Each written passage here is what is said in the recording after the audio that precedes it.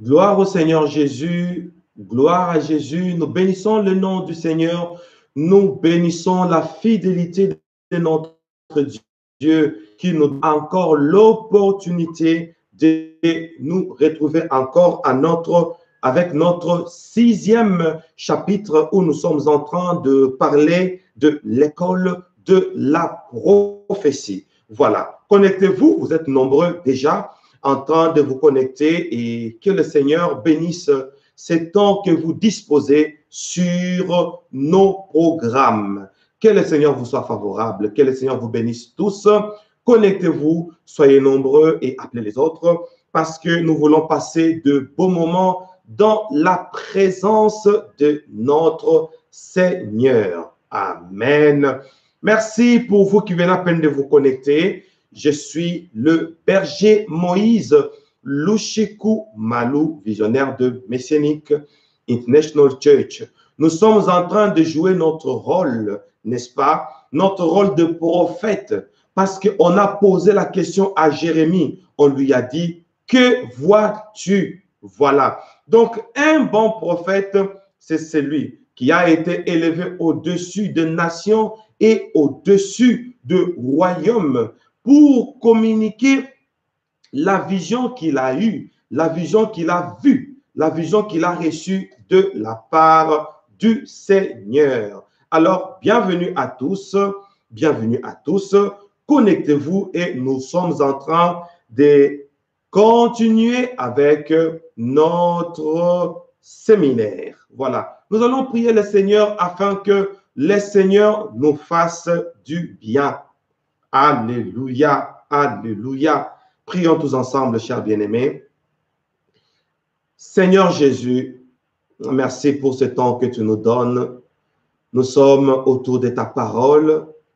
Nous sommes là, toujours fidèles, pour rendre ce service sacré à l'Église corps du Christ. Seigneur, je bénis tous ceux-là qui se sont déjà connectés. Je bénis partout où ces messages est arrivé. Je bénis partout où ce message est en train de circuler et je proclame le temps de réveil. Je proclame le temps de la visitation divine dans le nom puissant du Seigneur Jésus-Christ. J'arrête tout ce qui ne confesse pas le nom de Jésus. Alléluia. J'arrête tout esprit d'apostasie. J'arrête toutes les attaques visibles ou invisibles de près ou de loin. Et je proclame la libération de la dispensation en toute liberté. Au nom de Jésus. Alléluia. Seigneur, donne-nous un langage inspiré, de sorte que nous puissions nous adresser à ton peuple et que ton peuple... Je vais saluer rapidement quelques bien-aimés qui se sont déjà connectés. Rapidement, je vais saluer quelques bien-aimés qui se sont déjà connectés.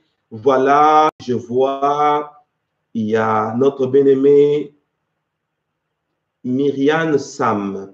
Soyez bénis, bonsoir. Il y a Madame Micheline Tongo, bonsoir. Maman Ursule, soyez bénie. Tania de Moïse, Tania de Dieu, soyez bénie. Joachim de l'Allemagne, qui fait partie de l'atelier, soyez bénie.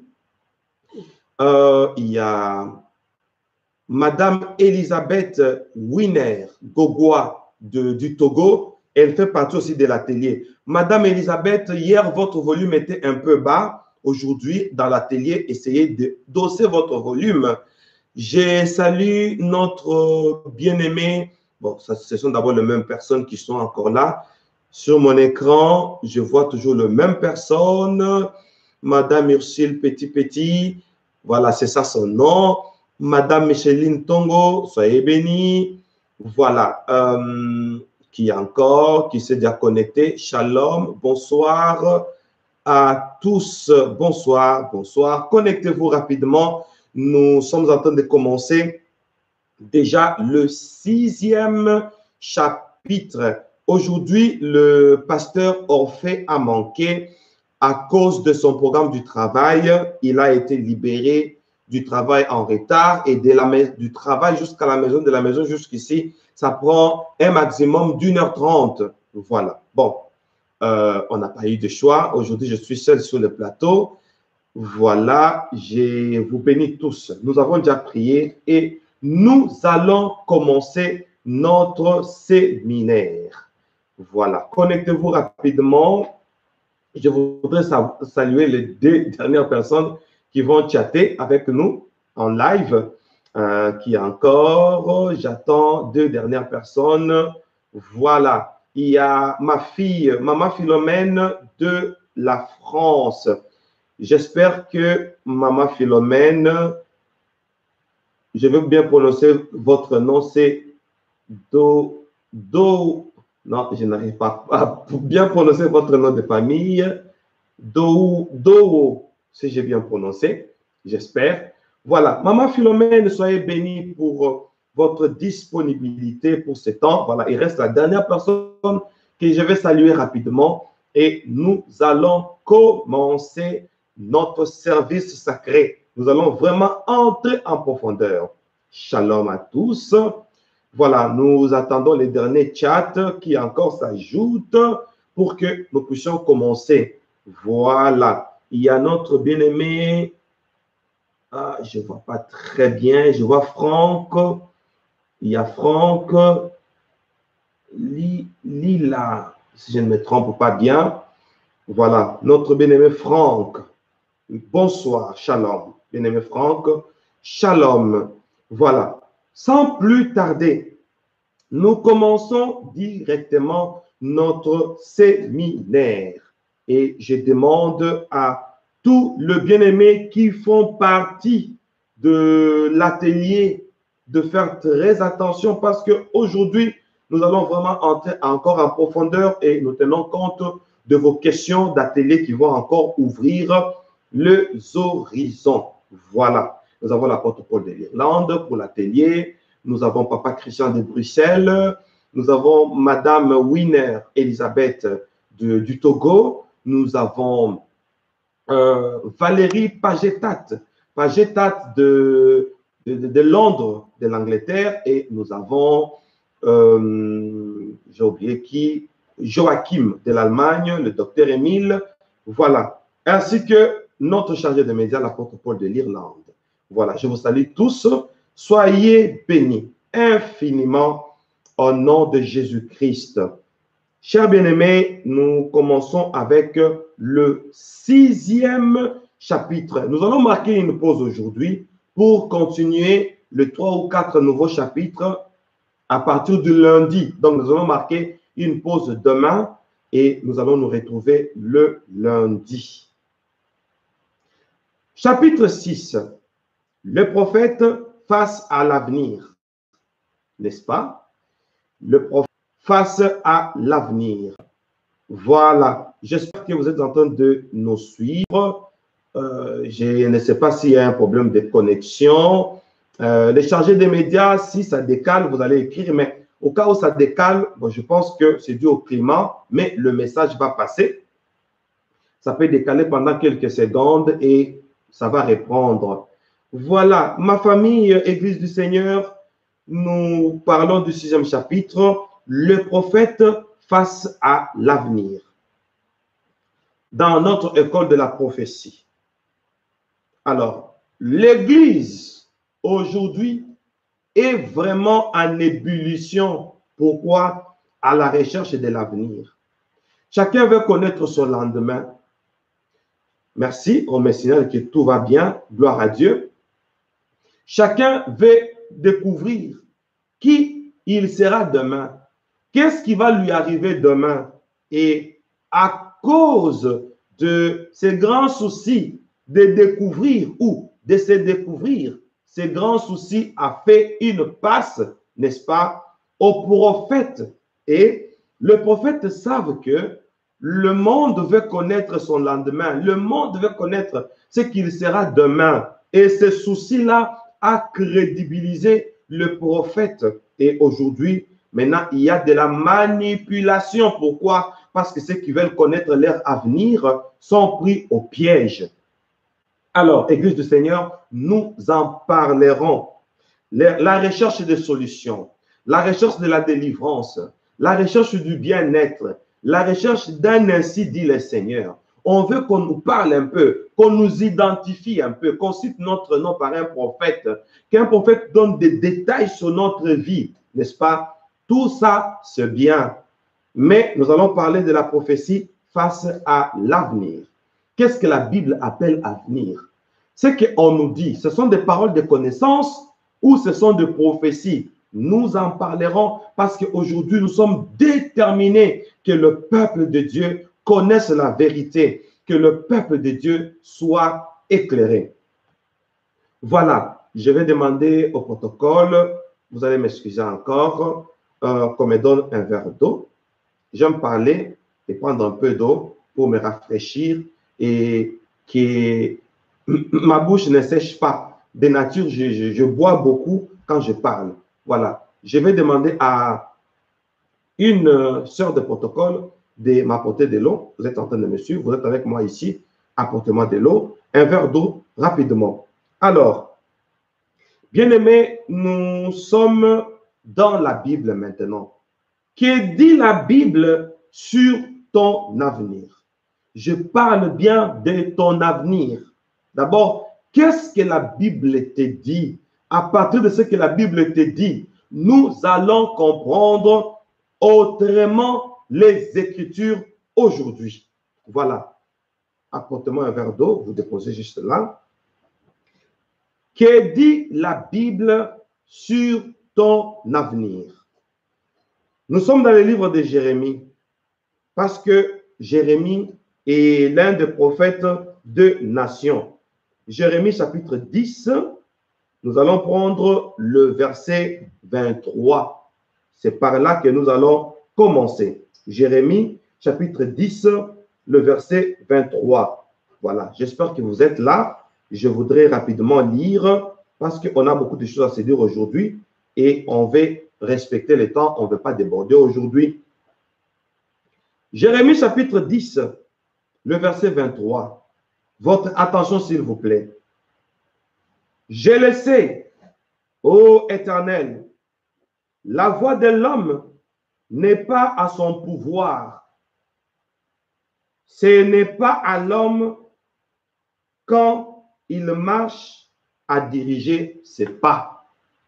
Merci. Protocole, avec votre permission. Que Dieu vous bénisse. Merci.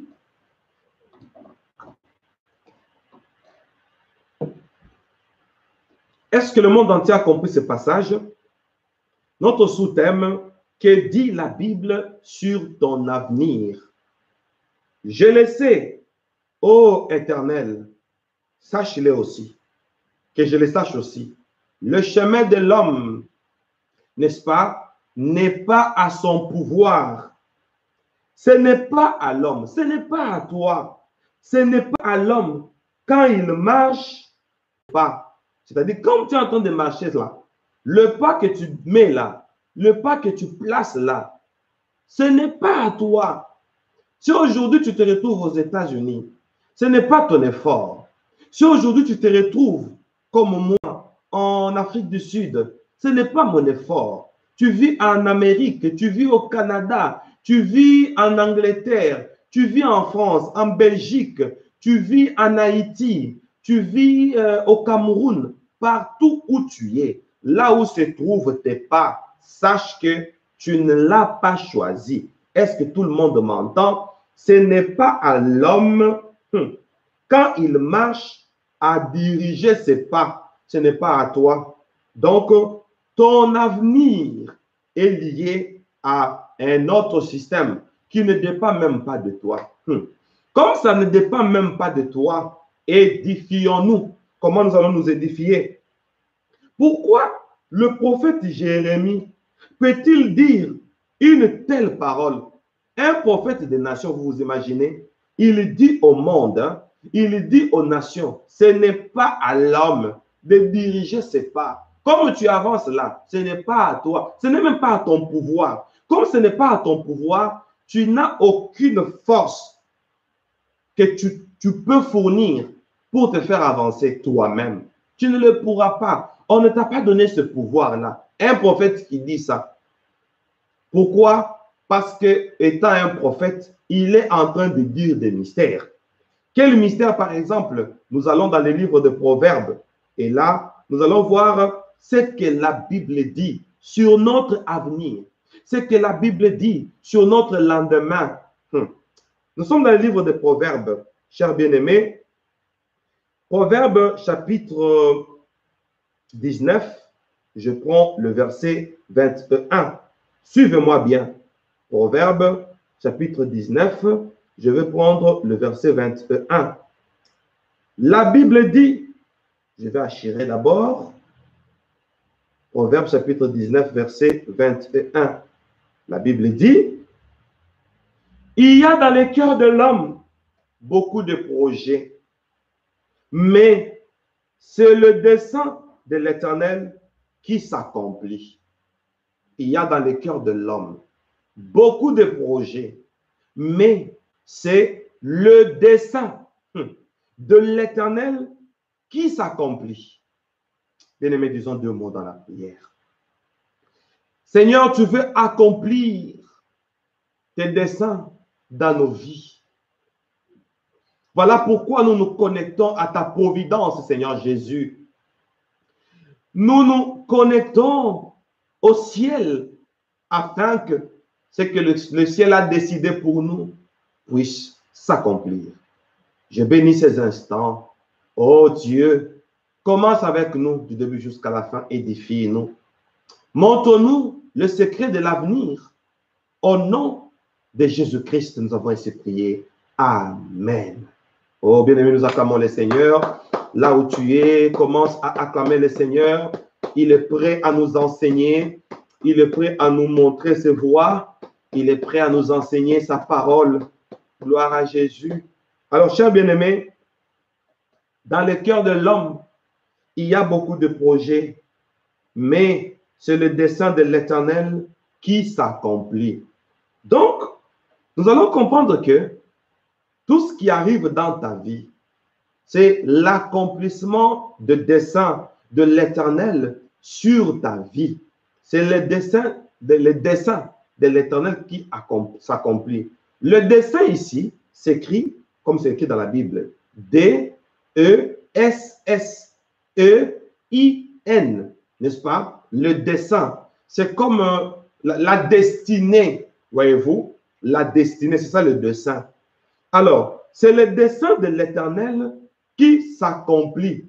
Donc, tu peux avoir des projets, ce n'est pas un problème. Mais le dessein de l'Éternel, c'est ce qui s'accomplit. Alors, nous allons essayer un peu de parler du dessein. Donc, l'Éternel a un dessein qu'il a prévu sur l'homme.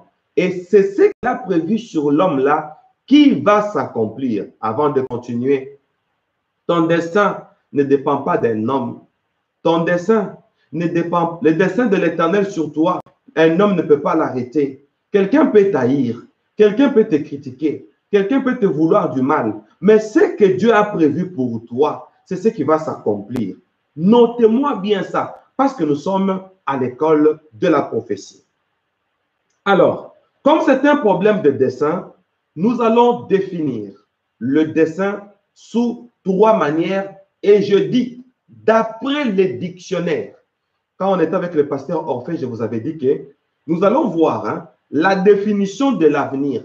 L'avenir, c'est quoi, n'est-ce pas? Et nous allons nous rendre compte que même les dictionnaires a bien défini l'avenir plus que même nous, les prophètes. Pourquoi? C'est une crise de mots que nous avons. Mais cet enseignement va nous ouvrir l'intelligence. Nous avons déjà prié, l'Esprit de Dieu est avec nous. D'après les dictionnaires, quand on dit c'est le dessein de l'Éternel qui s'accomplit, n'est-ce pas? Première définition, notez. Un dessein, c'est une idée. Un dessein, c'est une idée qu'on forme pour exécuter quelque chose. Une idée qu'on forme d'exécuter ou pour exécuter quelque chose. J'ai une idée et je vais la faire exécuter, n'est-ce pas? Maintenant, mon idée sera exécutée sur quelque chose. Alors, quand la chose va subsister, cette chose subsiste pour l'accomplissement d'un but quelconque par son concepteur. C'est ce qu'on appelle dessein. Et on dit, c'est le dessein de l'Éternel qui s'accomplit. C'est-à-dire, tel que tu es là, il y aura quelque chose qui va s'exécuter sur toi parce que Dieu a tout fait pour un but. Le but pour lequel tu as été créé, c'est ça le dessein de Dieu pour toi. Donc, le fait que tu puisses déjà exister, ton existence, c'est un langage qui démontre que tu y es tout un dessein de Dieu. Alléluia. C'est-à-dire, Dieu a une idée sur toi. Je connais les projets que j'ai formés sur toi, non de malheur, mais de paix, ainsi dit le Seigneur. Donc, le projet là, c'est ce qui s'appelle dessein. Est-ce que vous êtes d'accord avec moi? Notre thème, c'est le prophète face à l'avenir. Nous sommes en train de parler de l'avenir. L'avenir, c'est quoi? Le fait que toi, tu puisses exister. Tu vis sur cette terre. Là où tu vas vers l'avenir. Alléluia. Tu vas vers les raisons pour lesquelles tu as été créé. Les raisons pour lesquelles tu es né. Tu dors, tu te réveilles. Tu dors, tu te réveilles une année. Tu dors, tu te réveilles 2 ans. Tu dors, tu te réveilles 30 ans. Tu dors, tu te réveilles 40 ans. Tu ne vois pas que l'âge avance. L'âge avance pourquoi? Parce que toi, tu avances avec ton âge. Tu es en train de partir vers ta destinée. Voilà pourquoi le dessein de Dieu a fait qu'aujourd'hui, tu es fiancé. Aujourd'hui, tu es marié. Aujourd'hui, tu as les enfants. Aujourd'hui, tu respires. Aujourd'hui, tu as cet âge-là. Aujourd'hui, tu es dans cette ville où tu es. C'est l'accomplissement d'un dessein. Ça ne dépend pas de ton pouvoir. Pourquoi? Parce que c'est déjà un dessein. Quelque chose qui est dans un dessein, ça s'automatise. Est-ce que vous pouvez m'écrire cette phrase-là dans votre agenda? Quelque chose qui appartient à un dessein, ça s'automatise. Pourquoi? C'est Dieu qui a conçu ça. On dit une idée conforme afin d'exécuter quelque chose. Donc, tel que tu es là, il y a une exécution qui est en train de se déclencher à chaque seconde de ta vie. C'est la première définition du dictionnaire, pour vous imaginer. Mais il y a dans le cœur de l'homme beaucoup de projets, mais c'est le dessein de l'Éternel qui s'accomplit. Alléluia. Deuxième défi terminé, veut dire, c'est-à-dire, le mot de déterminer veut dire la façon d'être. Donc, tu es créé là, selon les desseins de Dieu, c'est-à-dire, Dieu a voulu que tu sois comme. Alléluia. Tu peux ou ne pas l'être maintenant, mais comme c'est un dessein, tu vas le devenir. C'est pourquoi on dit, les desseins, c'est le mode déterminé suivant lequel on se propose de réaliser quelque chose. C'est-à-dire, je veux réaliser quelque chose. Je suis un artiste. Je vais créer un récipient, n'est-ce pas, pour que ceux qui vont l'utiliser puissent boire de l'eau, par exemple. Et on conçoit, on dessine. Et je tiens à vous dire, parmi les étymologies du dessin, ça vient du verbe, bon là c'est vers le siècle passé, ça vient du verbe dessiner. Et plus tard, quand l'ordre grammatical, quand la littérature a changé, le verbe dessiner, ça vient du dessin. Alors, ça a été, et le verbe là a évolué. Le verbe dessiner est devenu le verbe dessiner. Donc, dessiner vient du verbe dessiner et dessiner vient du dessin, le dessin. Donc, le dessin, c'est comme ça s'entend là, comme le phonétique là, dessin. C'est comme le verbe dessiner. Donc, un artiste, au préalable, dessine un projet. Tout projet, même dans la construction, dans l'architecture, on commence par le plan. Et le plan là, c'est ce qu'on appelle le dessin. Et quand on va réaliser, ce qu'on avait dessiné, ça s'appelle la concrétisation d'un dessein. Alléluia. J'espère que quelqu'un m'entend. Notre thème, hein, c'est le prophète face à l'avenir. On va voir, parce que les gens cherchent l'avenir. Où se trouve notre avenir? Chez un prophète ou dans un dessein? Alléluia. J'adore Jésus. Ton avenir est où? Est-ce qu'il faut qu'il y ait nécessairement un homme qui doit te dire le plan d'action de Dieu pour ta vie ou ça doit s'automatiser? On continue d'abord. On va se dire beaucoup de bonnes choses aujourd'hui. J'adore Jésus. Alléluia. La troisième définition du dessein, parce qu'on dit, il y a dans le cœur de l'homme beaucoup de projets, mais c'est le dessein de l'Éternel qui s'accomplit. Alléluia. Alors, le dessein, c'est quoi? D'après les dictionnaires, troisième définition, j'ai récolté ça dans plusieurs dictionnaires. Le dessein, on dit, c'est une intention. Le dessein, c'est une intention. Quant à l'avenir, alléluia, une intention de quelque chose ou de quelqu'un. Une intention sur quelque chose ou une intention sur quelqu'un. Pour l'avenir, j'ai un plan d'action pour quelqu'un ou pour l'avenir. Ça s'appelle un dessein. Je veux que mes enfants étudient pour que les lendemains qui deviennent des responsables, j'ai un dessein sur mes enfants. Maintenant, quand on dit que dans le cœur de l'homme, il y a beaucoup de projets, mais c'est le dessein de l'Éternel qui s'accomplit. Pour dire qu'il y a un moment, nous tapons aussi à côté. Il y a un moment tellement qu'on se soucie de la vie. Nous nous retrouvons là où il ne fallait pas. Nous nous engageons là où il ne fallait pas. Pourquoi? Parce que nous avons cherché à prendre les devants. Nous avons pensé que nous avons le pouvoir sur notre avenir, alors que nous n'en avons pas. Notre avenir, c'est un mystère. Bien-aimés dans le Seigneur, évoluons. D'après les trois définitions du dessein, nous comprenons autrement les choses de Dieu. Alors, nous allons voyager encore dans la Bible. Nous allons auprès du prophète Ésaïe. Ésaïe chapitre 46, versets 9 à 11. Les anciens prophètes se sont tellement complétés parce que notre avenir, c'est tout un dessein et c'est le dessein de l'Éternel. Qui peut connaître mon avenir s'il n'est pas mon concepteur? Si c'est une idée, le dessein, c'est un mode déterminé, le dessein, c'est une intention de Dieu, parce que c'est lui notre concepteur, sur nous, sur notre avenir. Mais regardons ce que le prophète Ésaïe dit dans Ésaïe chapitre 46, Ésaïe chapitre 46, le verset 9 à 11. Je vais lire au nom puissant du Seigneur Jésus-Christ, notre concepteur. Alléluia. La Bible dit, Ésaïe 46, 9 à 11. Souvenez-vous de ce qui s'est passé dès les temps anciens. Rappelons-nous. Car je suis Dieu. C'est Dieu qui parle. Il nous demande de nous en souvenir.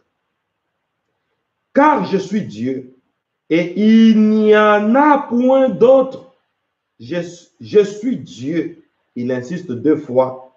Et nul n'est semblable à moi.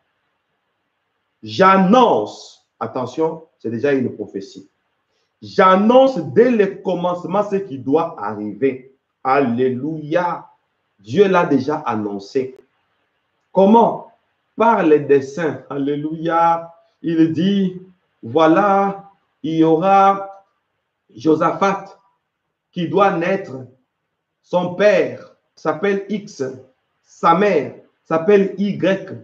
Et le fait d'annoncer, il annonce d'avance ce qui doit arriver. Voilà pourquoi il dit à Jérémie, avant que je ne t'eusse formé, dans le ventre de ta mère, je te connaissais et je t'avais établi. C'est ça le dessein. Donc Dieu déjà au préalable, il a déjà fait la conclusion sur ton avenir.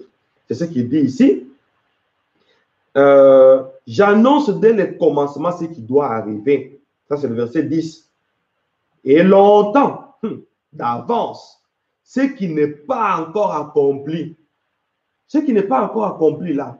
Et dans Ésaïe, on nous dit, c'est le dessein de l'Éternel qui s'accomplit. Donc, il y a certaines choses, hein, même si ce n'est pas encore accompli, mais ça appartient à tout un dessein très important.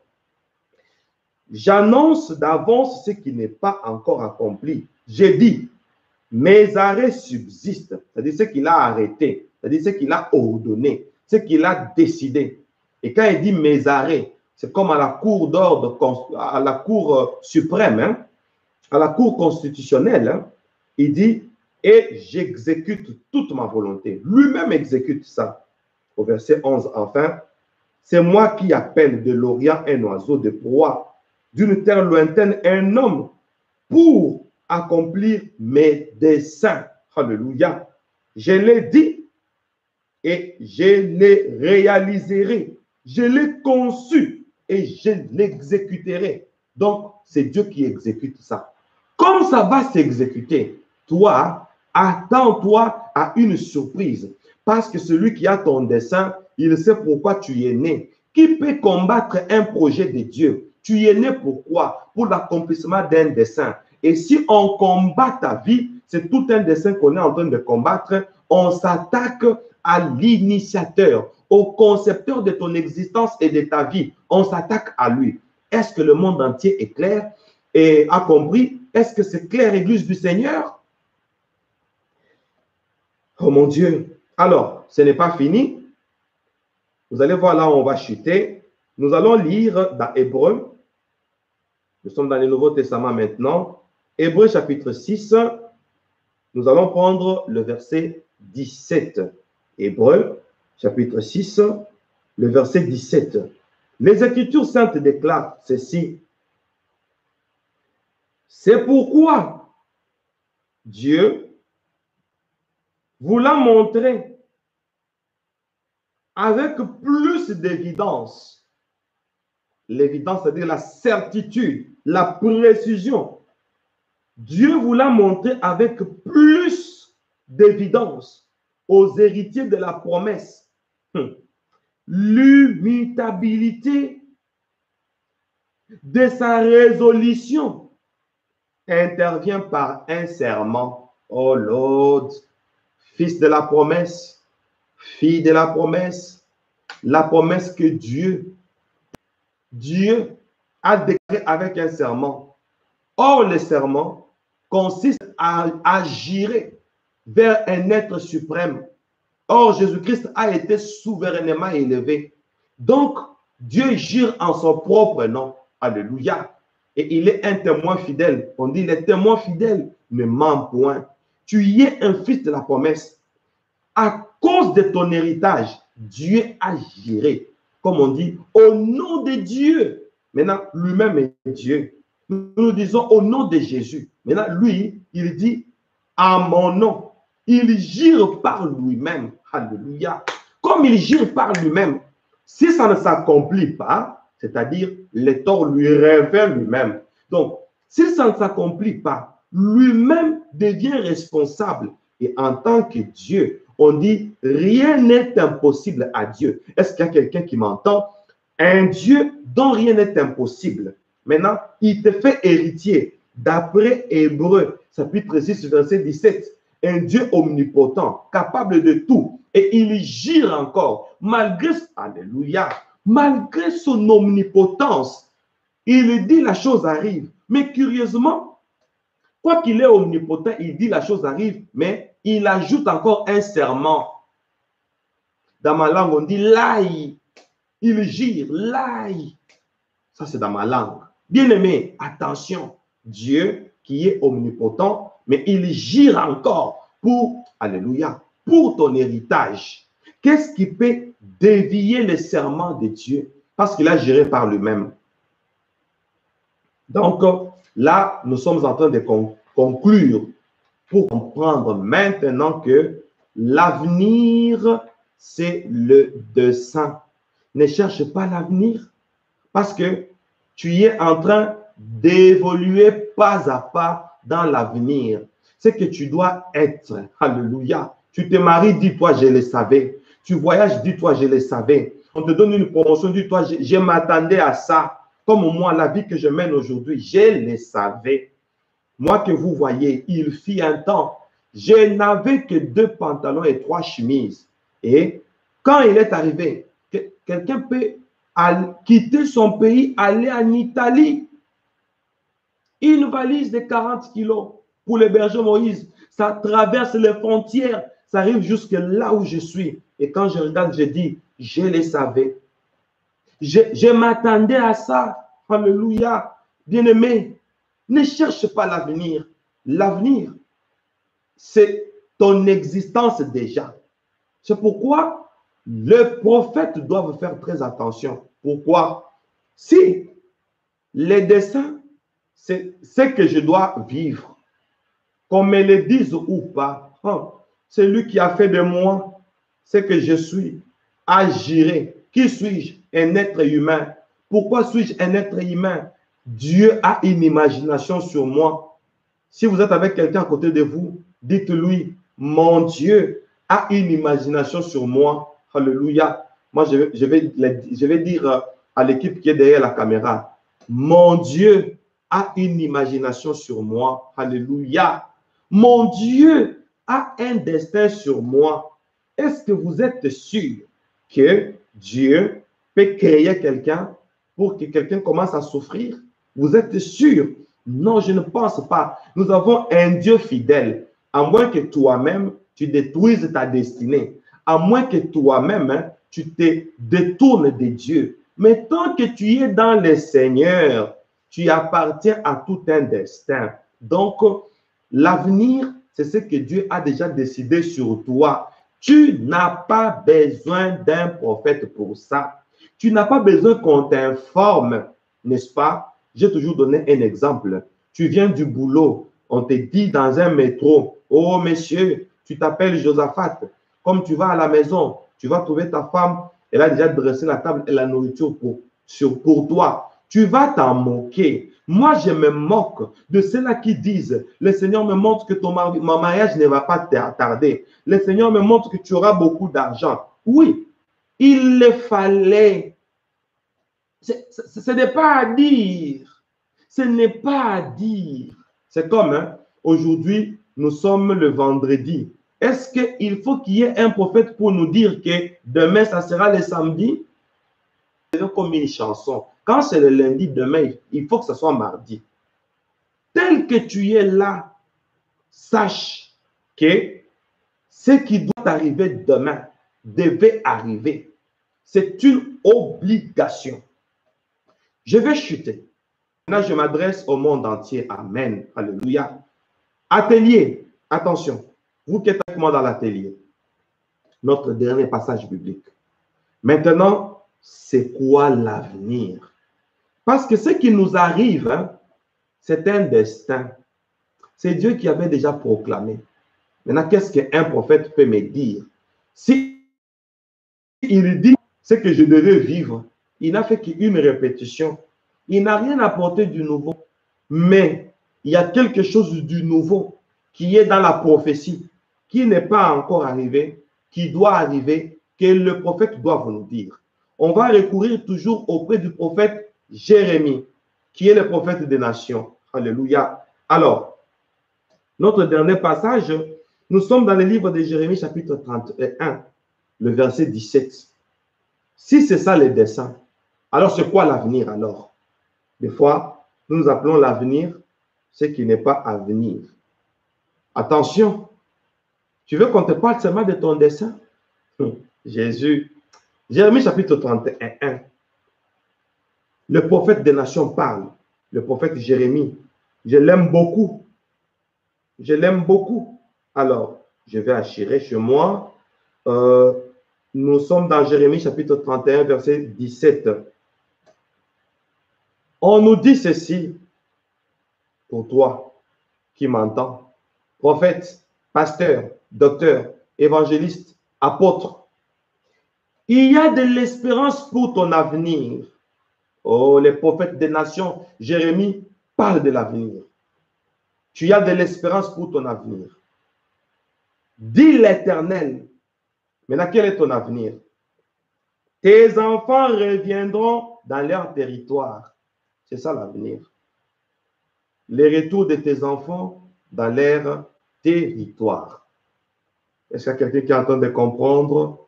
Le prophète Jérémie est en train de prophétiser d'Israël qui était dispersé par plusieurs déportations, par plusieurs émeutes, n'est-ce pas, des armées adverses qui prenaient en déportation Israël, n'est-ce pas? Et maintenant, on prophétise sur le retour d'Israël. On dit, tes enfants reviendront dans leur territoire.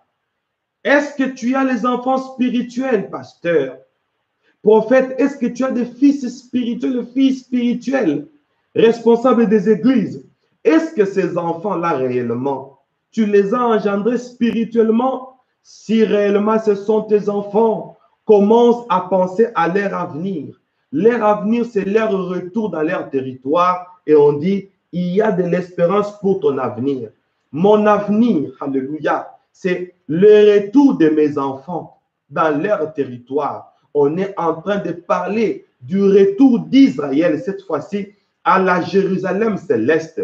On est en train de prophétiser sur l'enlèvement. Le prophète des nations parle de l'avenir. Toi, tu cherches l'avenir. L'avenir, tu n'en as pas besoin parce qu'il y a déjà un destin pour toi. Tu n'as pas besoin d'avenir. Ton avenir, c'est que tes enfants aillent dans leur territoire. Ton avenir, c'est que tes enfants entrent au ciel. Ton avenir, c'est que toi, ton épouse et tes enfants voient Jésus un jour dans la Jérusalem céleste, le retour dans leur territoire. Alléluia. Est-ce qu'il y a quelqu'un qui m'entend? Attention, il y a la prophétie du jubilé. Je vous parlerai un jour du jubilé.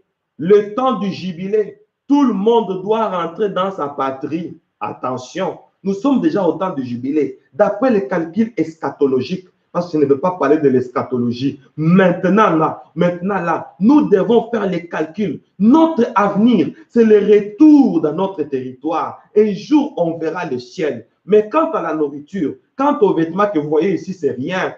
L'argent, c'est rien. Le mariage, c'est rien. Les avions, c'est rien.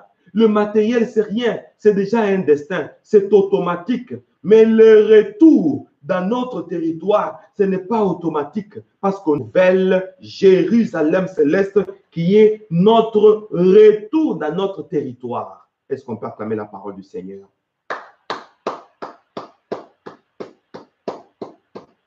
Acclame bien la parole du Seigneur. La parole du Seigneur, elle est tellement bonne. La parole du Seigneur goûte. Je suis en train de préparer. Je prépare déjà les moteurs parce que nous allons passer rapidement à l'atelier. Et l'atelier, ce n'est pas pour tout le monde. Nous allons ouvrir notre atelier pour une réflexion approfondie. Alléluia. Conclusion. La conclusion nous dit, il y a le destin et l'avenir. Le destin, c'est les raisons pour lesquelles tu es né. Dieu a juré. Tu es héritier. Mon Dieu, j'adore Jésus. Parce que je suis héritier. Un Dieu omnipotent, tout puissant. Il a dit, qui va me dérouter de ce que Dieu a prévu pour moi? Un sorcier, un magicien, parce qu'il est sur mon avenue. Il ne peut rien me faire. C'est automatique, je le serai. Que le diable le veuille ou pas, je serai ce que Dieu a prévu pour moi.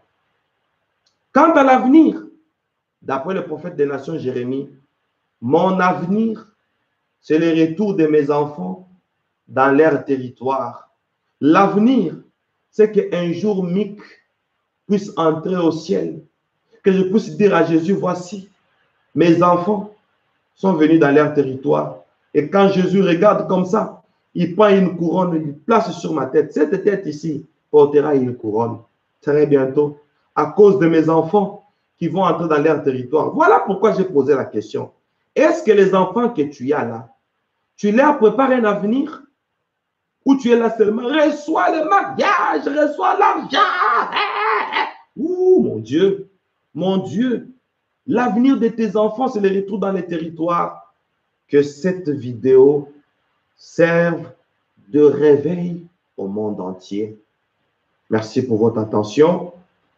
Sans plus tarder, nous ouvrons notre atelier. Nous commençons directement avec l'apôtre Paul de l'Irlande. L'apôtre Paul qui est notre chargé de médias et nous bénissons la fidélité de l'apôtre. Que Dieu vous bénisse abondamment. Voilà. Nous écoutons l'apôtre. Shalom Berger Moïse, Shalom Église, c'est l'apôtre Paul de l'Irlande. Voilà. Apôtre, vous allez m'excuser, je voudrais, avec votre permission, parce qu'on doit écouter, je ne peux pas le faire étant au studio, je dois hausser le volume du moteur. Mission, le volume est bas, je ne devais pas le faire, mais je suis obligé, on n'a pas de choix. C'est très important sur le dessin, c'est un plan du Seigneur pour notre vie qui a déjà été prédestiné par le Seigneur afin que nous puissions l'accomplir. Mais moi, j'ai une problématique. Ma problématique se trouve au niveau de la part de l'homme. Parce que dans les Écritures, il est marqué dans Actes des Apôtres, chapitre 2, verset 23, « Cet homme livré selon le dessein, arrêté et selon la prescience de Dieu, vous l'avez crucifié, vous l'avez fait mourir par la main des impies. » Jésus-Christ avait un dessein sur la terre. Mais je me rends compte que dans le jardin de Gethsemane, il y a eu une décision cruciale dans laquelle Jésus-Christ dit « Non pas ma volonté, mais ta volonté. » Est-ce que quelque part, pour que le dessein de Dieu s'accomplisse, y a-t-il la part justement de l'instrument qui doit être l'objet de l'effectivité de ce dessein? Parce qu'aujourd'hui, Dieu veut que son dessein, où il a formé des projets de bonheur, est-ce que quelque part, notre part de pouvoir laisser ce que la volonté du Seigneur s'accomplisse doit être effective, ou bien on se la coule douce, on se dit de toutes les façons, si je suis pauvre aujourd'hui, ça a été prédestiné, si je n'ai pas d'argent aujourd'hui, ça a été prédestiné, si je n'ai pas de mariage, ça a été prédestiné, ou quelque part, un prophète peut éventuellement redresser. Voilà, c'était ça ma question. Y a-t-il un corps de l'homme et éventuellement aussi un recadrage du prophète pour que cette personne puisse sortir de la mollesse naturelle afin d'entrer dans le schéma que Dieu a accompli pour lui. Merci, homme de Dieu. Apôtre Paul, merci à vous. Nous vous avons écouté, l'Église vous a écouté. Le monde entier vient de vous écouter. Merci, que Dieu vous bénisse. Alors, si le dessein, c'est le plan de Dieu déjà établi, maintenant, quelle est la part de l'homme? Mais si des fois un homme semble se désorienter vis-à-vis du dessein de Dieu, le plan que Dieu a prévu pour lui, n'est-ce pas? Est-ce qu'un prophète ne peut pas venir lui dire que voilà, tu es en train de baisser les bras? Et oui, un prophète peut le faire parce qu'il a la capacité de le voir. Mais le prophète enfant déjà tout un ministère. Ce n'est pas un ministère où on est là toujours. Consultation prophétique. Consultation prophétique. Je connais quelqu'un, un prophète lui donne le nom. Quand je le vois, il me dit, j'ai vu un prophète. Je ne sais pas quelle joie il a eu parce qu'on a cité son nom. Toi, tu t'appelles Karl. Tu t'appelles Marcel. Et il est surpris qu'on connaisse son nom qui s'appelle Marcel. Est-ce qu'il y a du nouveau? Bon, ce n'est pas un problème. C'est quand même, ça enchante quand même que, voilà, on connaît mon nom, n'est-ce pas? Tu seras ceci, tu seras ceci, tu seras cela.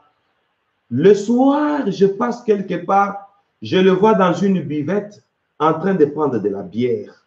Et cette prophétie-là l'a amené à quoi? Parce que lui sait déjà que non, on m'a dit que je serais un grand chef. On m'a dit j'aurai beaucoup d'argent. Et après, il commence à boire parce qu'on lui a déjà dit. Moi, je vais dire ceci, apôtre Paul, Église du Seigneur, que cet enseignement nous ouvre les yeux une fois pour toutes. Alors, je suis en train de dire ceci. Je vais répondre avec 4 réponses. Par rapport au destin, quand ça n'arrive pas, il faut attendre. Dans la prière, bien sûr. 2, il faut garder votre communion avec Dieu. Parce que le péché peut vous détourner de votre destin. Parce que la Bible dit, tu perdras ton héritage à cause de ton péché. Voyez-vous? Alors, il faut fermer toujours les portes d'entrée. Je suis en train de dire au monde entier, soyons des chrétiens responsables. Tant qu'on n'ouvre pas une porte d'entrée, même les sorciers que vous voyez là, il n'entrera pas. Il n'entrera pas tant que vous ne lui avez pas ouvert les portes. On dit, le diable rôde tout autour de vous comme un lion rugissant, cherchant qui le dévorera. Mais pourquoi il n'entre pas seulement? Pourquoi il rôde? Parce qu'il attend l'accès. C'est pourquoi la Bible dit, ne donnez pas accès au diable. Voyez-vous? Alors, troisième réponse, il faut faire confiance à Dieu. C'est dire que cet enseignement augmente notre confiance. Moi, je suis tout un destin. Hein? J'appartiens à tout un destin. Un dessein, je voulais dire. C'est toute une destinée. Vouloir ou pas, Dieu a déjà géré. Alors, je fais confiance en Dieu. Même si les choses apparemment peuvent tourner négativement. Mais je sais que mon Rédempteur est vivant. Il s'élèvera le dernier. Et enfin, la quatrième réponse, il faut avoir la foi en quelque chose qui est inconnu, mais qui nécessairement doit arriver. Et quand ça viendra, dis-toi, je m'attendais à ça. C'est ça l'attitude que nous devons avoir. Merci apôtre Paul pour cet atelier. Que Dieu vous bénisse. Nous allons en France avec mon fils, le docteur Émile. Oui, bonsoir Père. C'est le docteur Émile. Bonsoir docteur. De MIC en France. Alors, je suis très content pour cet enseignement et je bénis le Seigneur pour encore une fois de plus une dispensation que le Seigneur donne à son peuple. Alors, ma question, c'est par rapport à l'avenir. Je comprends que notre avenir à tous est déjà assuré. Le plan de Dieu pour chaque humain est un plan de bonheur. Mais il se fait que nous puissions traverser des périodes difficiles qui nous fait douter de notre avenir. Et nous savons que certaines situations nous font même perdre l'espoir en l'avenir. Alors, ma prière peut permettre des situations pour peut-être nous enseigner ou pour nous orienter dans notre vie ou pour nous amener à notre destinée. Mais également, nous savons qu'il y a aussi des situations difficiles qui peuvent arriver à cause de notre rébellion. Alors, parfois, on ne s'en rend pas compte. On ne fait que constater. On constate la difficulté sans pour autant rechercher et savoir l'origine de cette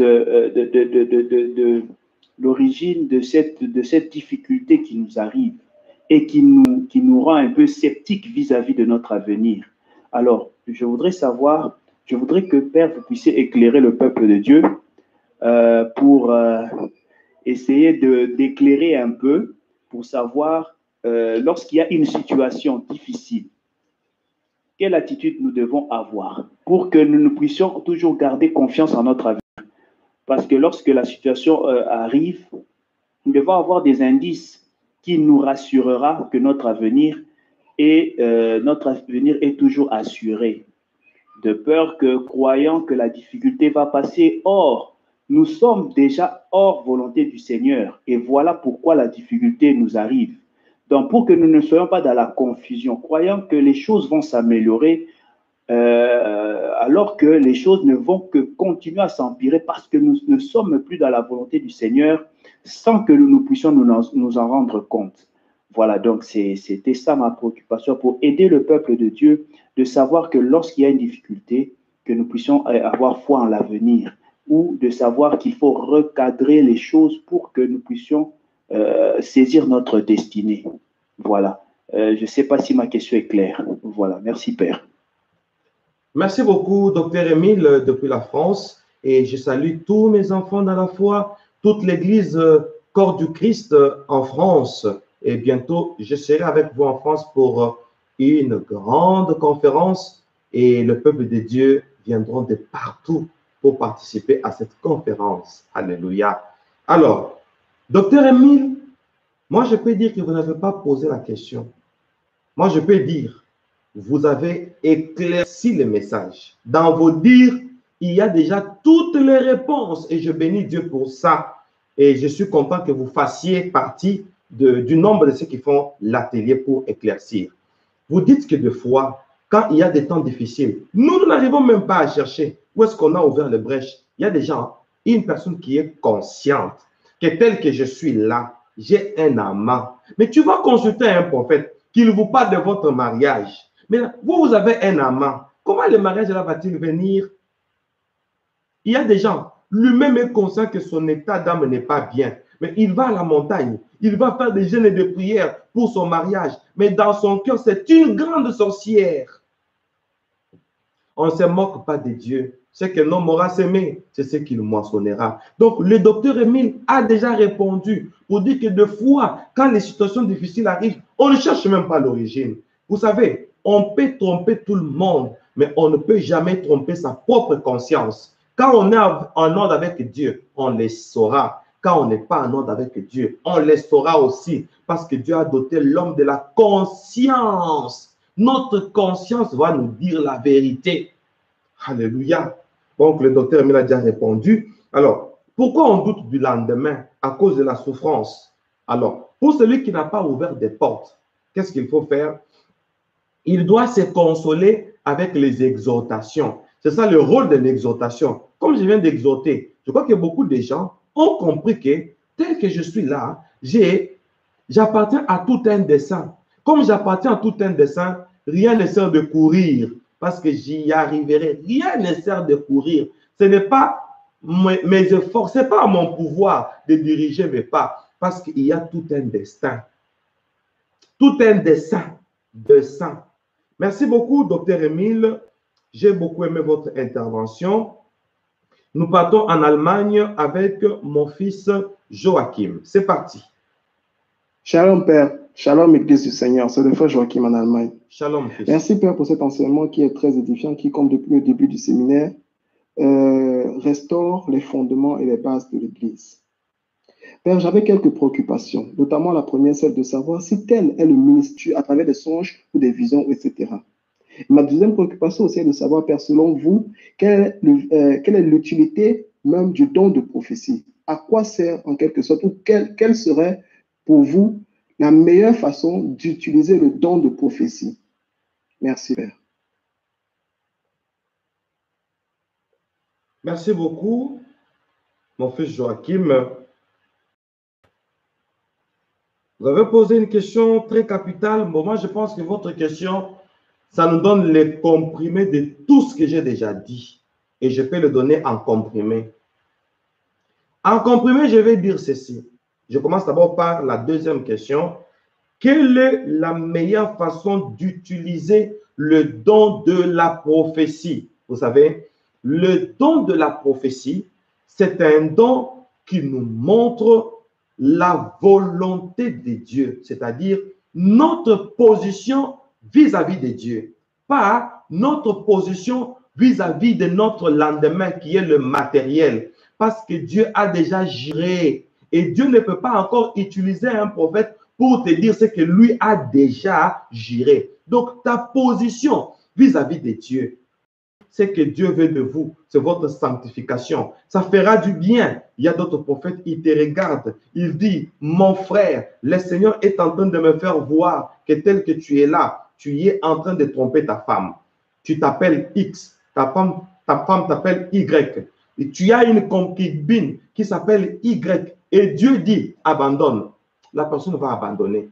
Nous n'avons pas le prophète. Bon, Mireille avait dit hier qu'elle fait partie de l'atelier comme vous, que s'il y a des prophètes qui suivent ces critères, il y en a peu. La plus grande partie des prophètes, vous savez, quand quelqu'un a une difficulté, il va chercher un prophète. Le prophète n'aura pas le temps de lui montrer sa position vis-à-vis de son intimité avec Dieu. Il pense que la personne va se désintéresser de cette prophétie. Voilà pourquoi nous, nous devons être fidèles à ce qui nous a été montré par le Seigneur. Des gens tels que le prophète Jérémie. Que vois-tu? Je vois un amandier, voyez-vous. Donc, la bonne manière de prophétiser, pour revenir, je suis en train de parler de manière comprimée, c'est de montrer au peuple de Dieu sa position vis-à-vis de son Créateur, n'est-ce pas? Je pense que c'est ça la bonne façon de prophétiser. Le reste, que ça ne devienne pas une doctrine. Et vous avez dit, maintenant, pourquoi Dieu nous parle dans les songes, dans les visions et autres? Dieu nous parle de ce que nous sommes pour nous montrer que nous sommes branchés à ce que nous sommes déjà. Ce n'est qu'une confirmation.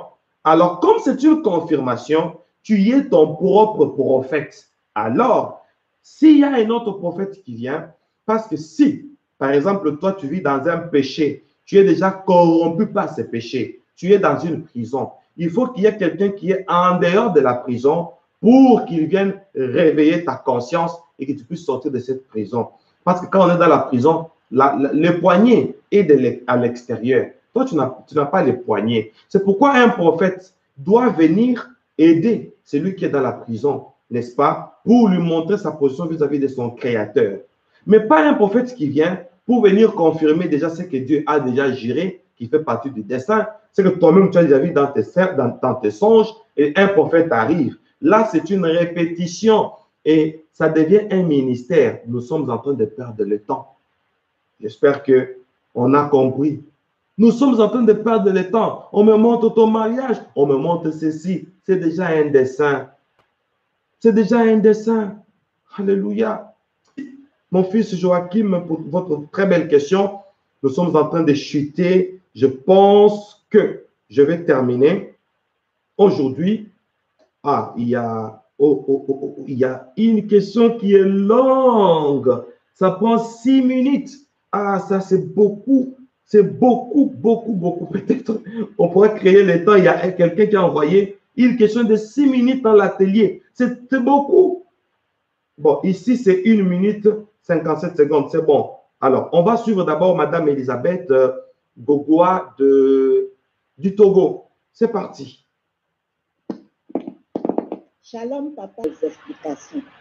Que quand un homme marche, ce n'est pas à lui de conduire ses pas et que c'est le dessein de Dieu qui s'accomplit sur la vie de chaque homme sur la terre.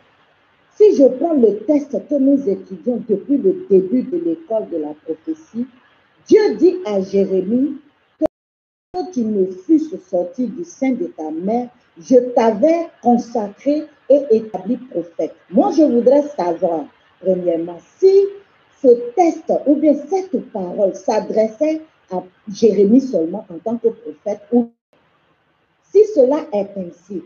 Bon, pour les païens, je ne veux pas trop dire grande chose. Aujourd'hui, des enfants de Dieu, ils sont à l'église, ils sont convertis, ils sont chrétiens, mais ils n'ont pas de père spirituel comme vous, comme nous, vous avons, pour pouvoir nous éclairer, pour savoir que Dieu a une imagination sur notre vie, que nous devons nous attendre à ce que nous sommes nés pour ne pas souffrir et que Dieu a un plan pour notre vie. Qu'est-ce que ces personnes-là, qu'est-ce qu'on peut bien faire pour eux? Parce qu'ils sont en train de courir derrière les prophètes, derrière des miracles. Et qu'est-ce qu'on peut bien faire pour ces personnes-là?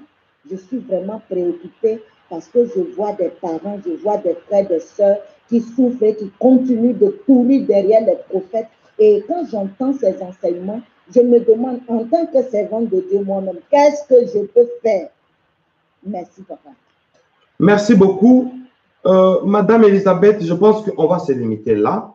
Il y a une dernière personne plutôt qui a envoyé sa question de... C'est long. Je ne pense pas qu'on pourra lire ça. C'est tellement long. L'atelier doit prendre au maximum 1 minute 30 ou 40 secondes. C'est bon pour que ça ne soit pas long. Hein?